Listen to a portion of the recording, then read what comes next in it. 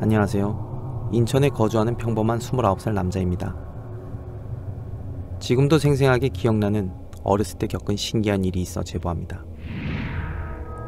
저는 예전부터 방학 때 별다른 일이 없다면 항상 시골에 가곤 했습니다. 산속에 위치한 시골집이라 버스를 타러 나가려고 해도 30분 정도 걸어 나가야 했고, 가장 가까운 집도 걸어서 10분 이상 걸리는 외진 곳이었습니다. 그 흔한 가로등도 하나 없어 밤만 되면 정말 어두워지는 곳이었습니다. 17살 고등학교 여름방학 때 일입니다. 시골집이라 그런지 TV도 안 나오고 핸드폰도 터지지 않아 무료하게 밤을 보내고 있었습니다. 정말 심심해하던 와중 아버지께서 같이 밤낚시에 가자고 제안하셨습니다. 야외 활동도 싫어하고 평소 낚시를 한 번도 해본 적 없었지만 지금 심시밤을 달리기에는 딱일 거라는 생각에 들뜬 마음으로 아버지와 함께 집을 나섰습니다. 아버지의 차를 타고 깜깜한 시골길을 지나 사람이 없는 외진 개울가에 도착하였습니다. 여름이었지만 밤이 깊고 주변에 가로등이 하나 없어 서늘한 기운이 느껴졌습니다. 어둠 속에서 작은 후레쉬 하나에 의지한 채로 이것저것 차에서 챙기며 낚시 준비를 하는 동안 문득 이상한 느낌이 들어 옆을 봤습니다. 사람이다. 저희와 10m 정도 떨어진 곳에 사람이 앉아 있었던 것입니다. 저는 그 사람을 보는 순간 정말 깜짝 놀랐습니다. 개울가에 낚시하는 사람이 뭐 놀랄 일이냐 하실 수도 있지만 정말 이상했습니다. 주변에 불빛 하나 없는 곳에서 새벽 1시에 낚시를 하고 있었던 것입니다. 또 그 개울가와 그나마 가까운 곳이 저희 시골집이었는데 저희는 이곳을 오기 위해 차를 타고 적지 않은 시간을 달려왔습니다. 그런데 그 사람 주변에는 차는커녕 자전거도 없었습니다. 아버지, 이 시간에 저기 사람 있는데요? 놀란 마음에 아버지께 얘기를 했습니다. 여기 낚시하러 주민분들이 많이 오셔. 불도 안 켜고 낚시하는 걸 보니까 매기 낚시 하시나 보다. 방해하지 말자. 매기가 야행성이라 밤에 활동하고 불빛을 보면 경계에 잘 잡히지 않는다는 아버지의 이야기를 듣고 어느 정도 수긍했습니다. 또 그분께 방해가 되면 안 되니까 저희도 최소한의 불빛만 켜고 낚시를 시작했습니다. 시간이 좀 흘렀습니다. 원래부터 낚시에 관심이 없던 저는 딱히 성과도 없는 낚시에 슬슬 지루해하고 있었습니다. 수면에 비치는 달을 보며 20-30분 동안을 멍만 때리고 있었습니다. 새벽 1시가 넘는 시간이라 거의 졸고 있었다는 게 맞겠네요.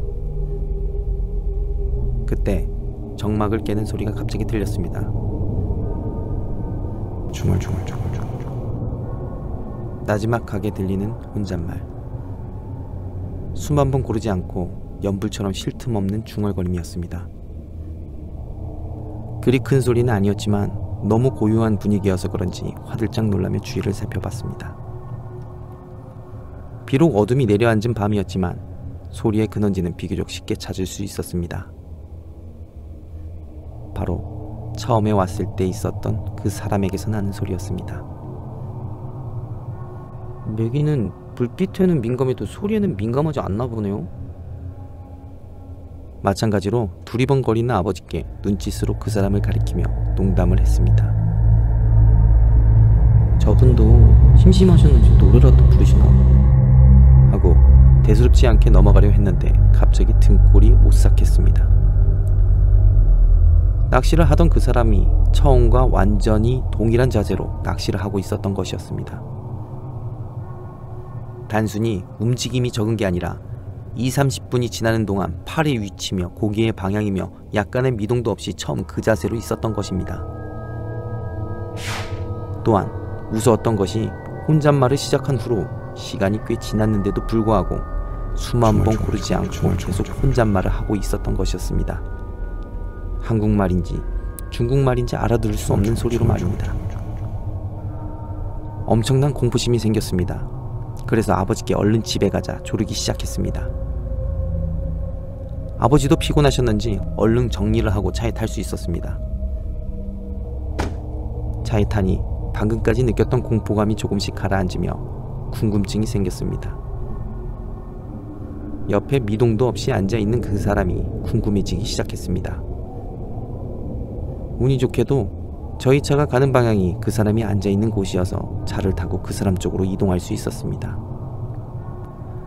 차량들은 켜고 그 사람 옆을 지나가는 순간 정말 어이없는 일이 생겼습니다.